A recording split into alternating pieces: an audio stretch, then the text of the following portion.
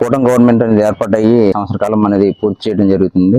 కాబట్టి ఈ సంవత్సర కాలంలో గవర్నమెంట్ ఏర్పడి చాలా మంచి కార్యక్రమాలు, పెన్షన్ అనేది 3,000 రూపాయల నుంచి 4,000 రూపాయలు చేయడం జరిగింది. తర్వాత వికలాంగులకి 6,000 రూపాయలు పెన్షన్ చేయడం జరిగింది.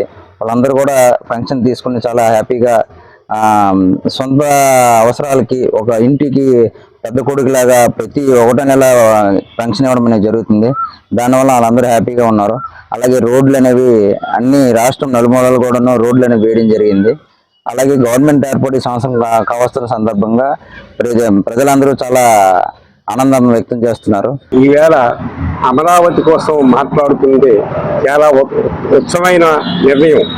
అమరావతి జరగాలని ప్రతి అందరి ఆకాంక్ష ఏపీ ప్రజలందరూ కూడా ఉన్నతమైన స్థానాన్ని కల్పిస్తున్న చంద్రబాబు నాయుడికి, అది పవన్ కళ్యాణ్ గారికి, అది నరేంద్ర మోడీ గారికి నమస్కరిస్తూ అమరావతి బేగి అభివృద్ధి చెందాలని. తెలుగుదేశం గవర్నమెంట్ కూటమి ప్రభుత్వం వచ్చి ఏడాది కాలం పూర్తి చేసుకున్న సందర్భంలో మొదటి సంతకంగా ఇచ్చిన డిఎస్సి 16,000 పైగా పోస్టులు రిలీజ్ చేయడం జరిగింది. ఎగ్జామ్స్ అవుతున్నాయి. అలాగే అడగకుండే అమ్మ కూడా అన్నం పెట్టిన పరిస్థితుల్లో 3,000 పెన్షన్ నుండి 4,000 పెన్షన్ చేస్తూ, వికలాంగులకి అడగకుండా 6,000 పెన్షన్ చేస్తూ, బోనస్గా 3,000 కలుపుతూ 7,000గా ఇచ్చిన కూటమి ప్రభుత్వానికి ధన్యవాదములు. అలాగే గ్యాస్ సబ్సిడీ, అదే ఫ్రీగా గ్యాస్ 3 విడతలుగా సంవత్సరానికి 3 గ్యాస్ సిలిండర్ ఫ్రీగా ఇస్తున్నారు. దాని మీద తర్జన భర్జన జరిగిన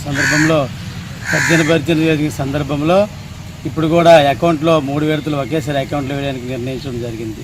ఈరోజు నేటికి ఈ రాష్ట్ర ప్రభుత్వం ఏర్పాటయ్యి సంవత్సరం కాలం అయింది.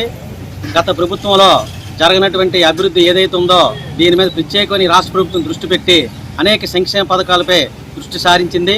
ఇప్పటికే ఆ పథకాలు జనాల్లోకి వెళ్లే విధంగా ఏర్పాట్లు ఇప్పుడున్న ప్రభుత్వం చేసింది.